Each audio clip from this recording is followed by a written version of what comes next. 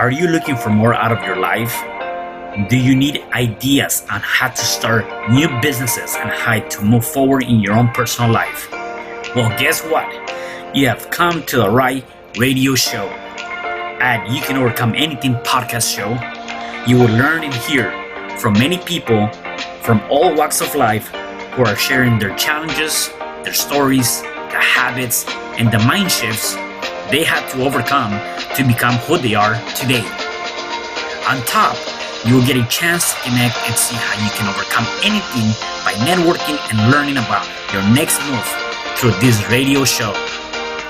I present to you our great speakers at You Can Overcome Anything podcast show with your host, Cesar Espino.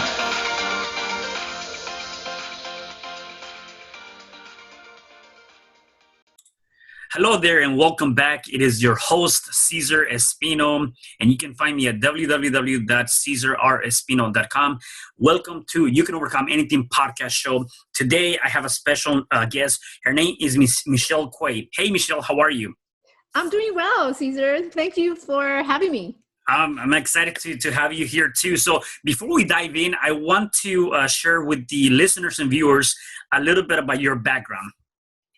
So Michelle Kuei is a certified confidence and leadership coach who helps negative self-talkers to discover inner strength and beauty by overcoming fear for judgments. Michelle's speaking career began in 2018, soon after she founded her own coaching company. She is the author of the new memoir, Perfectly Normal, an Immigrant Story of Making It in America. She's a board member of the United Nations Associations of the USA and Clinical Pharmacist at USC Keck Medical Center. Michelle was born in Taiwan and grew up in New York, but today she lives in Los Angeles with a short-haired brown tabby cat named Buster. If you're looking for her, odds are that you're going to find her at the gym. That's amazing. I love that. So, Michelle, that's good. I mean, definitely coaching is what you're doing now. But before we dive into that, I want to know more about you and tell me about obviously you grew up in Taiwan. So I want to know about that story, how you grew up and some of that information. So as I was mentioning, I was born in Taiwan and, when I was growing up, I was just like a regular kid, like nothing special about me. But what changed my life is one day when I was coming off from school and I was at 11 years old at that time, and my mom was running late to pick me up from school, so I was just hanging out and waiting with my friends, and I saw her coming from the other side of the street, so I decided I'm gonna meet her across the street so that she doesn't have to make a U-turn. Yep. So I got up and I started crossing the street, and as I got to the middle of the street, I heard like people shouting. There was a lot of emotion. There's a lot of things that was going on at the same time. I got confused and I saw my best friend waving at me, and then she was just yelling, "Stop, stop, stop." And I didn't know how to react. So in that moment of time, I kind of just froze. And as I was freezing there, standing in the middle of the street, I was smelling that burning rubber. You know how there's friction and there's, yeah, so I smelled that rubber, and then by the time I realized it, I woke up, I was already in the hospital bed. Oh, wow. And so all that piece of memory of how I went down to the floor to the point where I got to the hospital, I was completely out. It was blank. And I remember I was struggling when I wrote the book because my editor was asking me to, hey, Michelle, you need to give people more detail about exactly what the accident, how the accident happened. And I just couldn't remember. That whole piece is just blacked out. And all these pieces of information came from friends and family afterwards and describing, oh yeah, there was a car coming and we're driving very fast towards you and you just didn't have time to get out of the way. And so that piece was completely blacked out. But I remember after I got to the hospital, I was feeling a lot of pain and I was looking down and I couldn't move. And I noticed that, the doctor had wrapped me up with the plaster. So all the way from my waist, all the way to my ankle. So I was pretty much all bound. And it almost felt like, these hard pants that they put on me that I had to stabilize. So I got sent home after the incidents, and I kind of just recovered from home. I was homebound for like three months at that time. at that moment, my parents set up a section of our living room. Basically, for that following 3 months, I was just hanging out in my living room. Initially, it was great because for a 11-year-old, no more school. It's like isolation, right? Yeah, definitely. It's great. It felt great. But then I started to realize that, I don't get to see my friends anymore, and I miss hanging out with them. And back then we didn't have iPad. There's no electronics. So I was just home alone. And my only playmate was my sister. And she's like 4 years younger than me. So she and I, we had a strong bonding because of, those moments where she was helping me. And I kind of took it for granted that she's always there for me. So a lot of my emotion, I actually took it out on her. And there's so many times I told her to do things for me because I felt entitled. Yeah. And that was the sense I got, during growing up and having that incident of that accident. I felt that there's a sense of entitlement. This thing happened to me, and therefore I have every right to direct people and tell people what to do. Yeah. That was my attitude towards life up for a very long time. And then I found out that it doesn't work. So growing up and then after the accident, I spent 4 years in a physical rehab center in Taiwan. It was located in Taipei. And the policy and the rule was that the kids, anyone who's going to the rehab center, will stay there by themselves, and their parents can only visit them on the weekend. So kind of like a boarding school here. You get sent away, and that's where you're sent. So 4 years I was there just by myself. And I remember getting my first period when I was alone. And that fear and panic and anxiety as a young woman getting it first time, it was just not very comfortable. Yeah. And it was almost to the point where I was shaming myself for having it. And I actually described it in my book, how that moment of shame that just came when I was there alone. When I was 15, my parents got the permission to move to America. So we came to America, and when I first got here, I didn't speak English at all. They put me in the English as second language class. ESL. Right, ESL. So I started at ESL, and all you learn is like, the daily, the desk, and the water bottle. And there's like a lot of, they teach you simple words in restaurant, how to order. And I was in ESL for a long time, and I started to learn words, and that turn into sentences, and sentences turn into paragraph.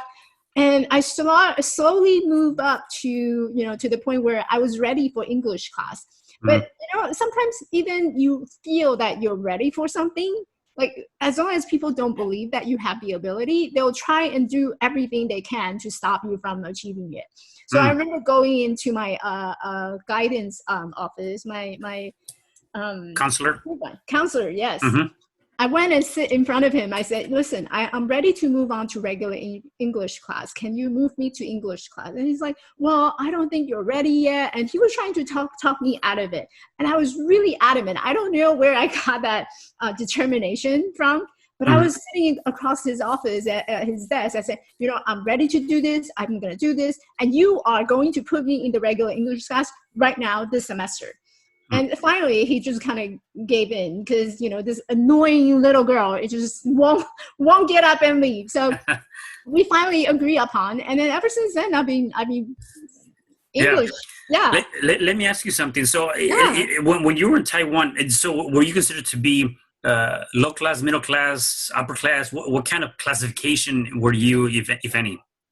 My dad was in the military, so we grew up in the middle class.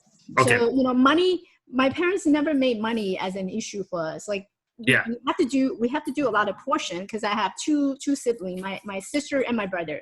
Yeah. So we all share. But in terms of like the finance and all that, we were all in the middle class, and they try to provide as much as they can. And that's how the opportunity came about. You guys moving to the Americas through the military. Okay, got you.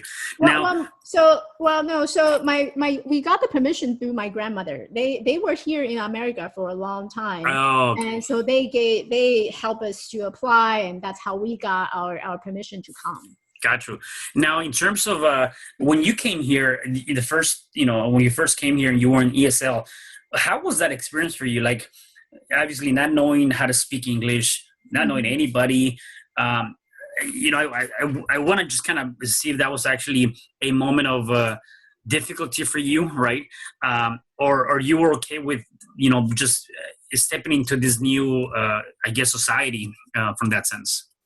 Absolutely not. I didn't feel like I was belong. And I think this is a feeling that's shared by a lot of immigrants, coming from another country. English is not my first language. And coming here, I remember one day I was going to Kentucky Fried Chicken, and this is in 1980s. Okay. And they didn't have a lot of, they didn't have order by number. Like right now you go to a restaurant, you can order by number, right? 1, 2, 3, 4. That's simple. And back then we didn't have order by number. So I remember going to Kentucky Fried Chicken one day. I was looking up at the menu. There's the dark meat, there's the, the chicken breast, and there's just all different parts of chicken. I had no idea, no clue how to order. And I was just really stunned by how many words I have to figure out and how to order. And there's different, it doesn't even mean anything to me. So I was standing there and trying to order and place an order. And I walked out of the Kentucky Fried Chicken with the wrong order. So I only got a piece of, I think it was a biscuit and some Coke, because I know how to say Coke. I remember how to say Coke. Yeah. So it was a challenge, going into the restaurant and just using my words to get food is very difficult, very challenging. Yeah. And not to mention, when you go out and you're hanging out with friends in high school, they're all these people are speaking English and they're speaking really fast. It made me feel out of place and really left out, because I was a teenage. I was in 15 or 16. That's the time where you wanted to feel like you're in a group.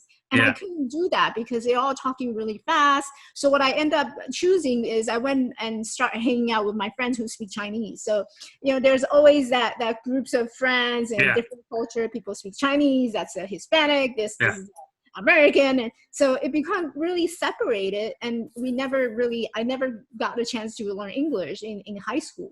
I didn't start really speaking English until I got into college, when I went away to college, because then it was in a dorm setting and people are more segregated. And so in order to communicate, you do have to, start connecting with other culture, other people from different countries. So then I started to use more and more English. And when you look back, I mean, definitely there was some stuff that you have to overcome coming into the States and not being able to step into that comfort zone of the society. When you look back now, are there any specific lessons that maybe then you didn't realize that there were a lesson? Then and perhaps now you look at it and oh, that was what I was supposed to learn. There's a lesson to be learned from that experience, or something that has helped you out in your life now? Yeah, so there's so many multiple moments where I'll give you a specific one. So one day I was coming off from my high school, and I had to take the bus. And when I got discharged from the hospital, my doctor had given me a pair of metal bracelet shoes to wear so that my leg can be stabilized. It doesn't go back. So I got onto the bus, and I remember it was so packed that I didn't have any place to sit. So I was holding on to the side of a chair. And I was just holding on there. And then this girl, she was sitting down, and I recognized her. She was from my English class. She kind of just pushed my hand away. She moved my hand forcefully. She didn't want me to touch her chair. And she gave me a look. And I would always remember that look. And it hurt my feeling for, number one, I was just standing there. I didn't have anywhere else to stand. Number two, it almost made me felt like, I have some kind of disease that I can pass it on to her. And it was a lot of judgment that I was sensing from her. And the other word that we typically use would be prejudice, right? I felt I was being really discriminated. But then looking back, what I realized is that there's a moment where people don't know. When people don't know certain things, when they're not comfortable with what they don't know, it's that fear of not knowing that will push people away. And her reaction is completely normal for her. she didn't know what I am, who I am, and what made me this way. So of course, out of fear, out of that being afraid, she would just want to protect herself. So back then, I looked at it as discrimination. Yeah, But right. now I'm looking at it as it was a normal human response that she was experiencing. It has nothing to do with me. It was all about herself. Yeah, and that's that's actually a great point, because that's something that even now, right?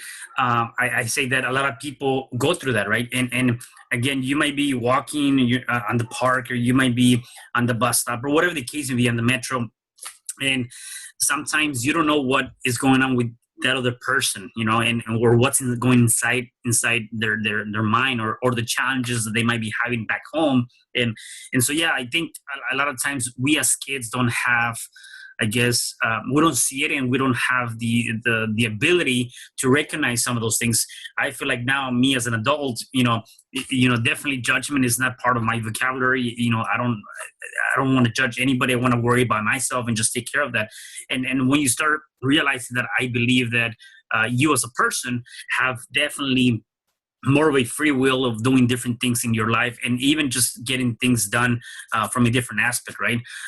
So yeah, I can definitely see that. Now, you went to college, and so going to college, was there something in particularly that you wanted to be while going to college, or you just went with the idea of, go to school, get a good education? What was your thought process in that? My thought process when I first got into college was, I want to do pre-med. I want to be a doctor. I wanted to be a doctor. And then I think a lot of immigrants and a lot of people coming from a different culture, we all came here for a goal, and so did my parents. And that goal was having a good education. Mm-hmm. So and a lot of time, having a good education means that, you want to be a doctor, you want to be a lawyer, someone who can, bring some income to the family, Mm-hmm. and to be able to sustain ourselves, right? So when I first got into college, I wanted to do pre-med, I wanted to be a doctor, and, I wanted to make a lot of money so I don't have to worry about my life, and being able to take care of myself. And that's what my parents want for me too, because they want me to be able to take care of myself. Because I at that time I was already walking with crutches, because my physical challenge actually just debilitating really tremendously by the time I got to college. So they want me to have some kind of skill so that I can create income, bring income, and just kind of live off myself. Mm-hmm. So I decided, okay, so, this is what my parents want me to do, and this is kind of what I want to do. I want to be able to make money and just to live independently. So I wanted to be pre-med. Nice. And did that work? How did that work out for you?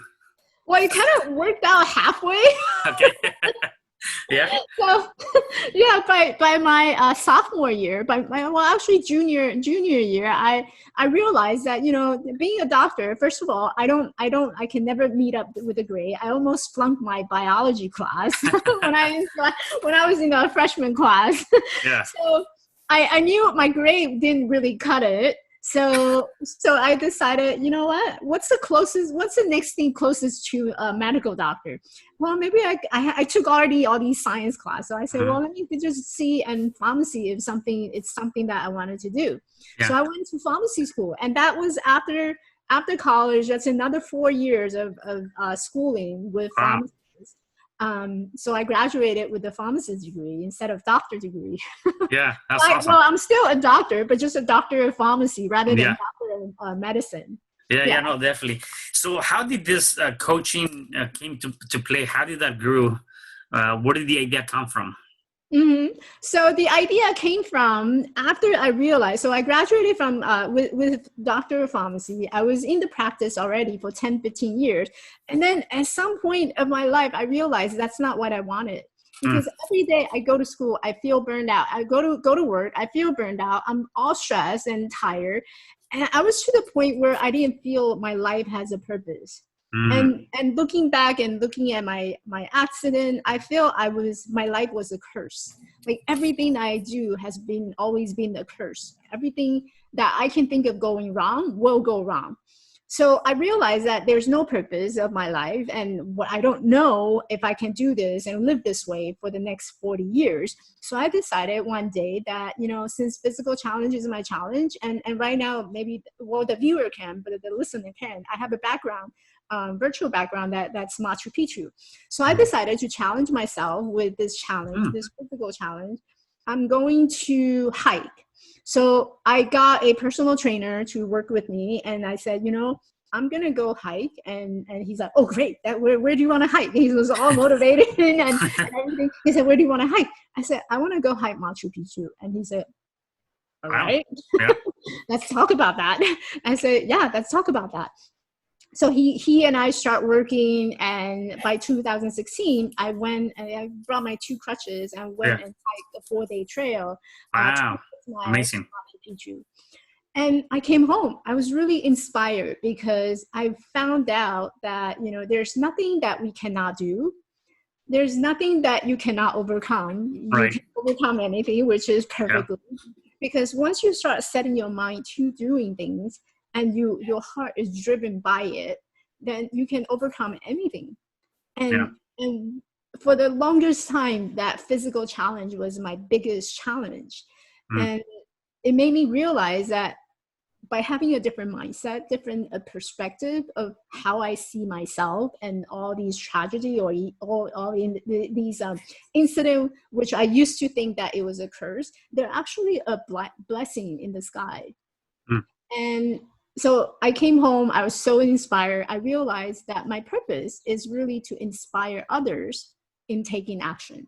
And I remember the last day I was standing on the Machu Picchu, my hands was up, and there's all these people clapping and cheering for me. It was up there that I found my purpose, and I brought it back home. How do I bring inspiration to other people?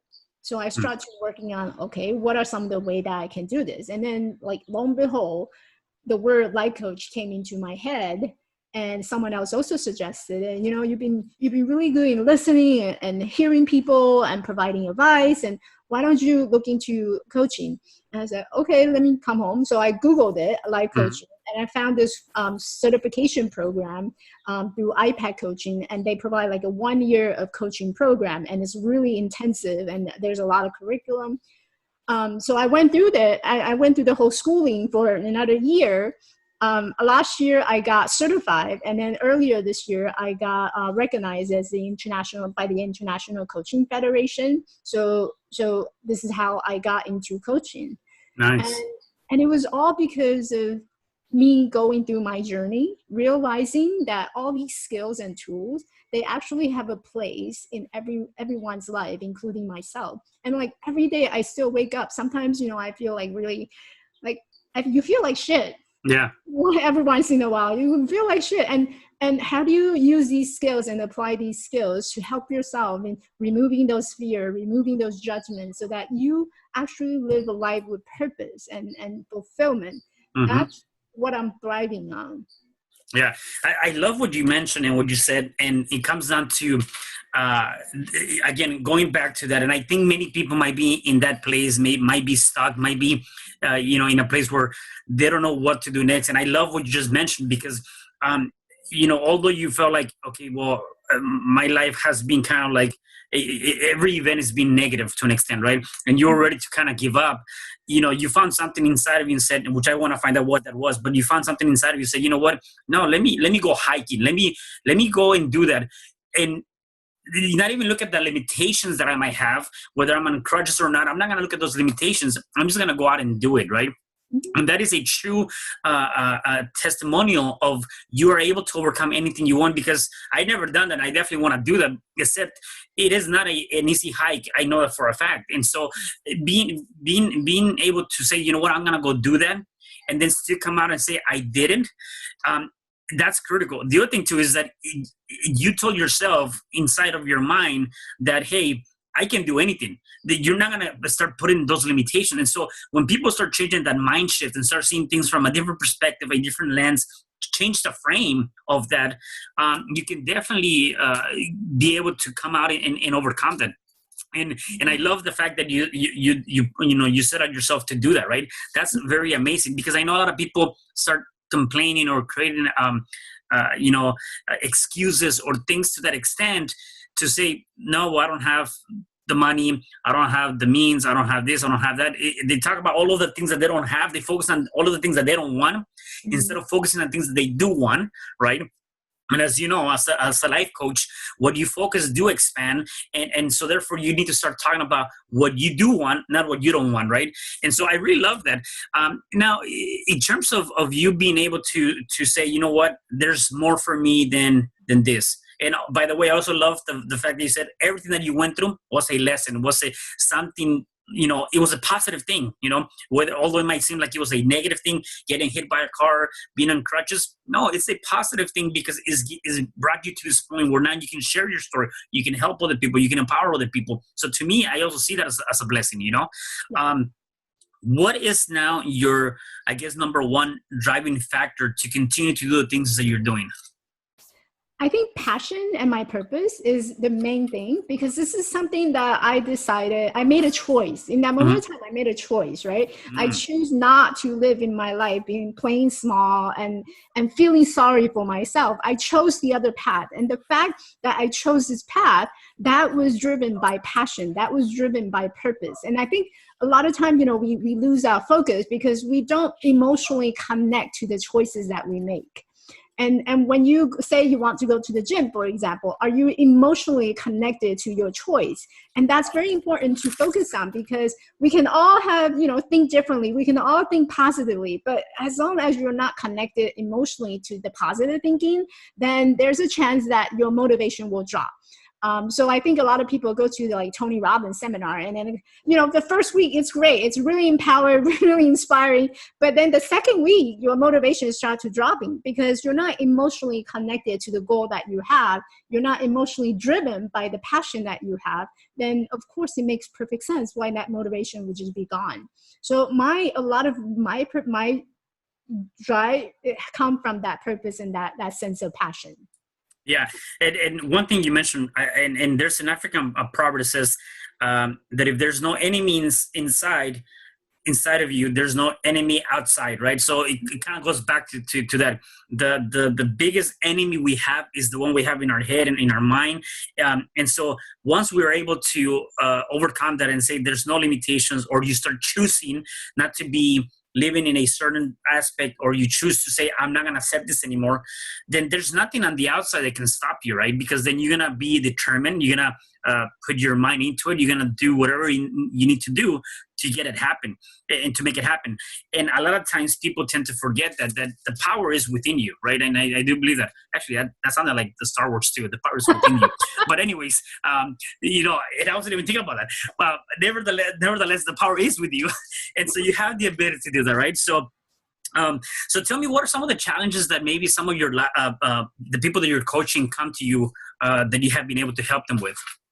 So a lot of my clients come to me because they have low self-esteem, or they're looking for some way to boost up their confidence. And a lot of those confidence is lacking because we're so busy listening to our negative self-talk, which is why I focus on the negative self-talk, because the self-talk can work both ways. It can lift us up, or it can keep us down and keep us playing small. And if you're standing and doing your presentation or doing an interview, if you keep listening to the negative self-talk, then of course it makes sense why you feel nervous, you feel anxious, there's a fear coming into you. It's all because there's so much message that we're sending ourselves. So most of my clients come to me because they have so much going on in their life that's just, they're not playing their game, they're not using their full potential. Got it. And in terms of that, you work with a one-on-one basis, or you do kind of more like the group settings? I work one-on-one base, and sometimes I will do a group, but usually those are by, depending on throughout the year. So mostly one-on-one. Got you. So let's talk about your book. So that book just came out, or is coming out, or is already out? It's already out. It's out, and it was out last August. It came out the second half of the year. So it came out in August, and it's available on Amazon and also on my website. And if people want to order from my website, I personally signed it and send it to them. Nice. Yeah, so those are the two choices. Yeah. Now, what inspired you to write the book? I felt there's a message that needs to be heard by the world, and I do believe that I have a strong message, and I believe my story, there's pieces in there that would inspire other people. And like I said earlier, my purpose is to inspire, and having this book is my way of spreading that inspiration. Got you. Yeah, I love that. And then, in terms of you continue to stay positive, to continue to push forward, to continue to do all these things, are there any specific things you do to help you be in a positive state of mind? Any habits or anything that you might want to share with us? So there's a couple of things. I love meditation. So Okay. I spend like 5 minutes meditation, just 5 minutes. I sit on a corner of my room and just kind of quiet myself down. And the other thing I love is journaling, like writing things down. Journal is a great way to bring my thoughts into a piece of paper, and then I can go back to it and look at, why did I even say that? Why would I think that way? So it creates a lot of self-awareness for me. And the other thing is, I love connection. Like talking to people I didn't realize that how much I love to talk. Yeah, that's good. Yeah. So I could just chat away all the time. And yeah. If you don't see me in the gym, you'll probably find me at a bar. All right, got you. And we are in the same town, so I'm sure I'm gonna run through, run through you. So. And one thing that I've heard from many people is journaling, and I think that's critical because you're right. A lot of times when you're journaling, you're taking those thoughts in your head and putting them into a piece of paper, and I think with that is powerful because instead of keeping all of those ideas, all those thoughts, whether they're positive or negative, on your head, put it on a piece of paper. And I heard somebody saying, you can have two journals. One where you dump all the negative stuff into that one journal, and then at the end of the day, or you can rip the page and burn it, or once the journal is completely full, burn that so that you get rid of all that negative stuff. And then on the other journal, you get all of the positive things that come to your mind.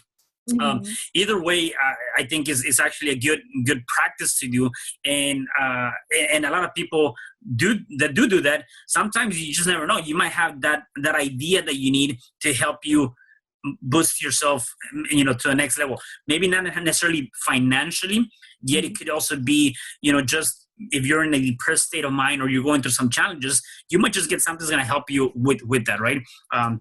So definitely. Now, in terms of things that you're planning to do, what's next for you? What are some of the things that you're working on in the near future?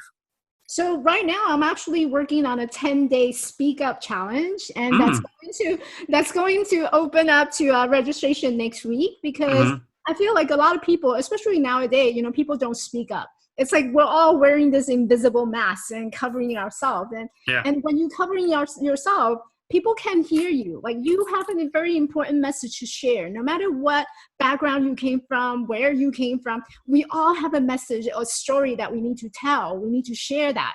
And that's the beauty about having each individual being unique because we all contribute to this world. So my 10-day challenge would be focusing on how do you show up fully and authentically and speak your brand, speak your message, speak up about who you are and what do you want to do for this world. What is your purpose? So I'm actually I just announced it yesterday. So nice, awesome. Open up the pre-registration next week. So yeah. That's exciting. No, that's awesome. I just have a couple more questions for you before I let you go. What's your website or where can people find you?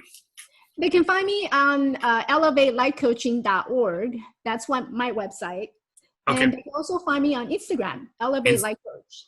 Okay, awesome. So definitely they need to check you out on either one of those two platforms. And then in terms of, you've given us a lot of great tips, a lot of great ideas.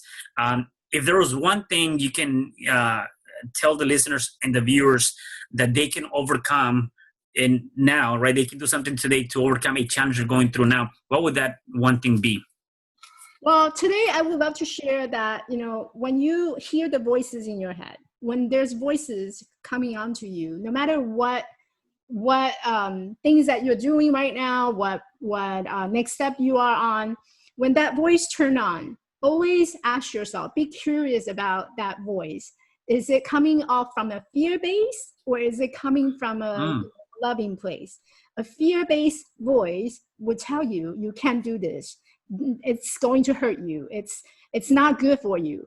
Whereas a loving place, it's more about, what would you expect to get out of this experience? It's more a curiosity place. And so when you start getting curious and start providing inquiry into what is it that you're doing, you gain so much clarity in terms of what is the purpose of the things I'm doing? What do I hope to achieve from this? And there goes that fear. There's no more fear, because you know why you're here, why you're doing it. And, you know, that understanding why is so important to what we do. Yeah, definitely. No, I love that.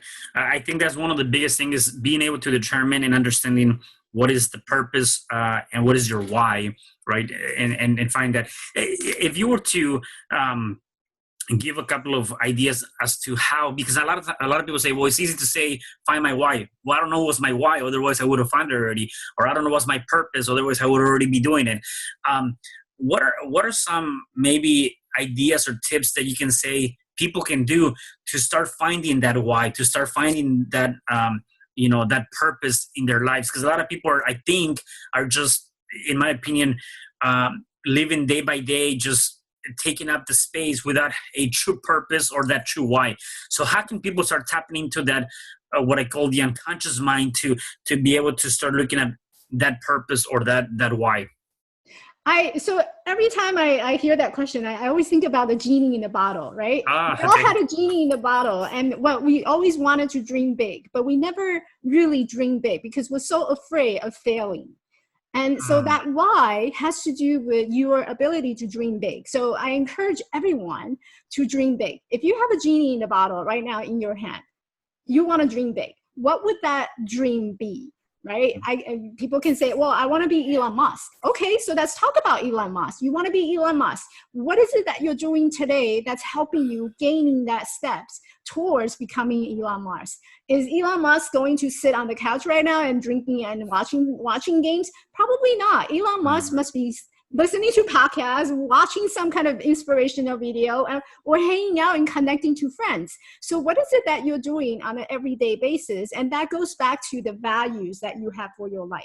What are your values? You can download copies of some of the values that people have listed. And what I would invite everyone to go back and review your values, like circle the one that's most important to you and examine and reevaluate based on those values. What are you doing in your life that are in alignment to your values? So if you value honesty, are you fulfilling that value on a daily basis?